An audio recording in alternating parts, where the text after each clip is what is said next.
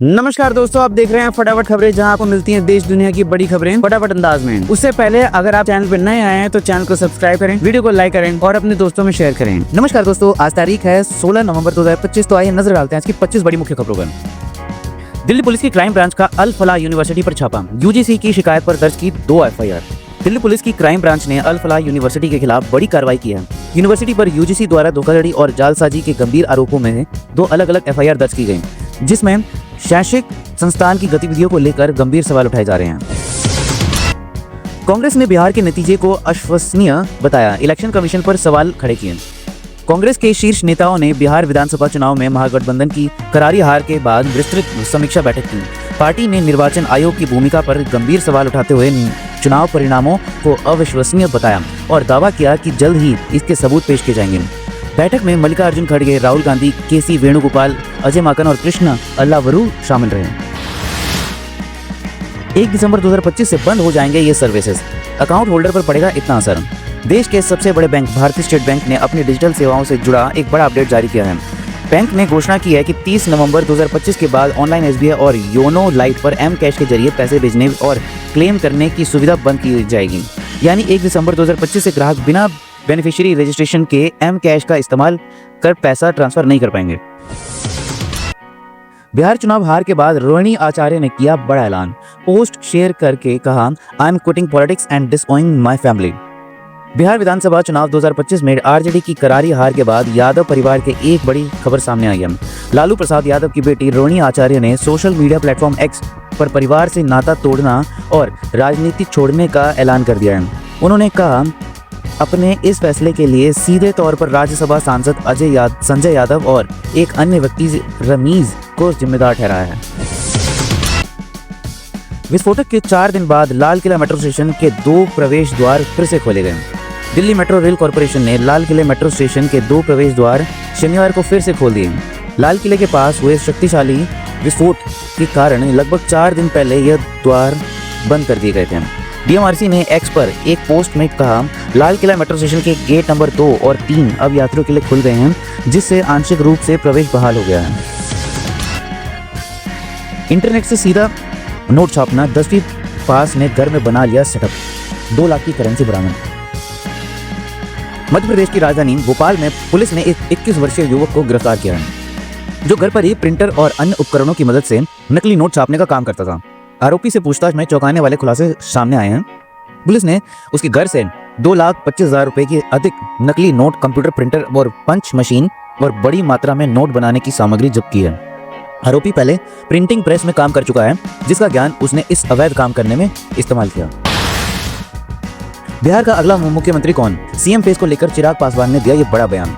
केंद्रीय मंत्री चिराग पासवान ने शनिवार को कहा कि उनकी लोक जनशक्ति पार्टी बिहार में नई सरकार में शामिल होने के लिए उत्सुक है और उन्हें व्यक्तिगत रूप से लगता है कि जेडीयू अध्यक्ष नीतीश कुमार को अगला मुख्यमंत्री बने रहना चाहिए। लगभग 2 करोड़ भारतीय नौकरी खतरे में है। एक्सपर्ट ने लोगों को दी सख्त चेतावनी, बताई ये बड़ी वजह। भारत में मिडिल क्लास सेक्टर की नौकरियों पर संकट मंडरा रहा है और यह केवल आर्थिक मंदी की वजह से नहीं है, बल्कि अन्य कारणों के चलते हैं। मार्सेलस इन्वेस्टमेंट मैनेजर के संस्थापक सौरभ मुखर्जी ने चेताया कि अगर नीति निर्माताओं ने समय रहते कदम नहीं उठाया तो इसके गंभीर परिणाम सामने आ सकते हैं। देश भर में लागू हुआ ई पासपोर्ट सिस्टम, जानिए अब पुराने पासपोर्ट का होगा क्या। विदेश यात्रा या पहचान प्रमाण के तौर पर पासपोर्ट बेहद महत्वपूर्ण दस्तावेज है। इसी को अधिक सुरक्षित और तकनीकी रूप से उन्नत बनाने के लिए भारत सरकार ने पासपोर्ट सेवा प्रोग्राम V2.0 लागू किया है।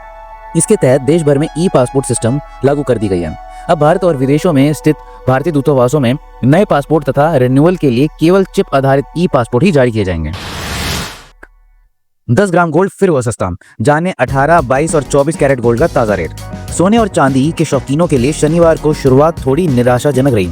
अमेरिकी डॉलर में कमजोरी और फेडरल रिजर्व के अधिकारियों की कड़ी टिप्पणियों के बीच घरेलू सर्राफा बाजार में सोने की और चांदी की कीमतों में नोटिसेबल गिरावट दर्ज की गई। शुक्रवार को वायदा बाजार में भी कीमतें काफी कमजोर नजर आ रही थीं।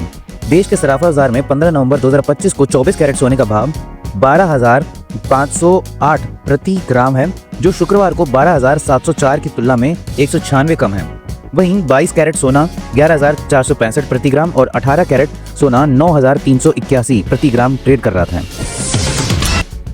दिल्ली एनसीआर में जहरीली हुई हवा, इंडिया गेट हुआ गुम, कई इलाकों में AQI 400 पार। राजधानी दिल्ली एनसीआर में सर्दी की शुरुआत के साथ ही हवा की गुणवत्ता खतरनाक स्तर पर पहुंच गई है। शनिवार सुबह दिल्ली के कई हिस्सों में घना स्मॉग छाया रहा, जिससे लोगों को आंखों में जलन और सीने में घुटन महसूस हुई।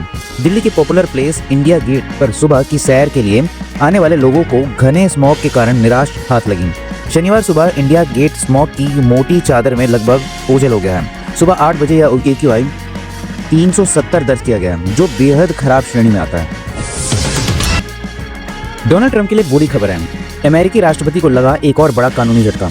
अमेरिका में डोनाल्ड ट्रंप को एक और बड़ा कानूनी झटका लगा है। फेडरल कोर्ट ने उस निर्णय पर रोक लगा दी है जिसके तहत ट्रंप प्रशासन कैलिफोर्निया विश्वविद्यालय के लिए जारी फंड को तुरंत रोकना चाहता था।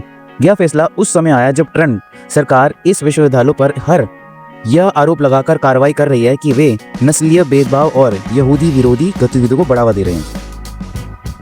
बिहार चुनाव में मिली करारी हार के बाद कांग्रेस अध्यक्ष मल्लिकार्जुन खड़गे का बयान आया सामने।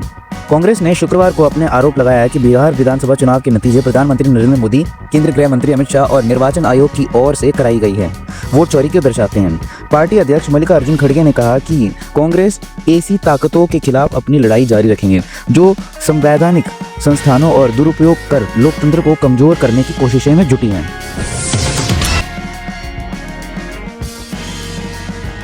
यूपी के 200 डॉक्टर रडार पर, कश्मीर से आए डॉक्टर्स और मेडिकल स्टूडेंट पर नजर है। दिल्ली ब्लास्ट और फरीदाबाद आतंकी मॉड्यूल में लखनऊ का डॉक्टर शाहीन व दूसरे डॉक्टरों की गिरफ्तारी के बाद सुरक्षा एजेंसियां पूरी साजिश का भांडाफोड़ करने में जुटी हैं। सुरक्षा एजेंसियों की रडार पर यूपी में काम करने वाले करीब 200 डॉक्टर आ गए हैं। इनमें से कुछ डॉक्टर और कुछ मेडिकल स्टूडेंट्स हैं। यूपी में ठंड ने बढ़ाई कंपकपी, तो हवा में घुल गया जहर। AQI 600 के पार ग्रैब 3 लागू करने की हुई मांग। उत्तर प्रदेश में नवंबर के तीसरे सप्ताह में प्रवेश के साथ ही अब ठंड का असर व्यापक दिख रहा है। सर्द हवाओं के चलते राज्य में ठंड बढ़ चुकी है। मौसम विभाग के मुताबिक शनिवार को तापमान सामान्य से 2 से 4 डिग्री सेल्सियस नीचे आ सकता है। उधर AQI की स्थिति अब लगातार खराब बनी हुई है। राज्य का औसत AQI 406 तक पहुंच गया है। सबसे बुरी स्थिति गाजियाबाद और नोएडा की है। यहाँ की हवा सबसे ज्यादा प्रदूषित है। दिल्ली ब्लास्ट के बाद पानीपत में बदहाल सुरक्षा व्यवस्था, रेलवे स्टेशन पर नहीं दिख रहा पुख्ता इंतजाम। दिल्ली के लाल किला मेट्रो स्टेशन के गेट नंबर 1 के पास सोमवार 11 नवंबर को एक कार में भयंकर विस्फोट हो गया। इसमें कई लोगों ने अपनी जान गंवाई है। इस बीच पानीपत में सुरक्षा की व्यवस्था के बदहाल इंतजाम दिखे हैं। यहाँ के रेलवे स्टेशन पर कोई सुरक्षा व्यवस्था नहीं दिख रही थी। इस रेलवे स्टेशन के मेन एंट्री पॉइंट पर ना सुरक्षा कर्मी तैनात है और ना ही मेटल डिटेक्टर दिखाई दे रहा है। नरेला में शराब मिलावट कांड के बाद दिल्ली सरकार शराब दुकानों पर बढ़ेगी निगरानी। दिल्ली सरकार ने राजधानी में शराब की दुकानों के संचालन को लेकर बड़ी कार्रवाई करते हुए अपने सभी 4 निगम को परामर्श जारी किया है। इसमें साफ कह दिया गया है कि शराब की दुकानों पर किसी भी तरह की लापरवाही बर्दाश्त नहीं की जाएगी और ग्राहकों की शिकायतों का तुरंत समाधान किया जाएगा। सरकार का यह कदम नरेला में सामने आए शराब मिलावट के मामले के बाद उठाया गया है। दिल्ली पुलिस की बढ़ाई फील्ड फोर्स, 55 नई PCR वैन और 156 ओमरी बाइक को हरी झंडी मिली। दिल्ली में लोगों तक पुलिस मदद को और तेजी से पहुंचाने के लिए दिल्ली पुलिस कमिश्नर सतीश गोलचा ने शुक्रवार को 55 नई PCR मोबाइल वैन और 156 रिफर्बिश्ड ओमरी मोटरसाइकिलों को हरी झंडी दिखाई है। यह कार्यक्रम पुलिस मुख्यालय जय सिंह रोड पर वरिष्ठ अधिकारियों की मौजूदगी में आयोजित हुआ था।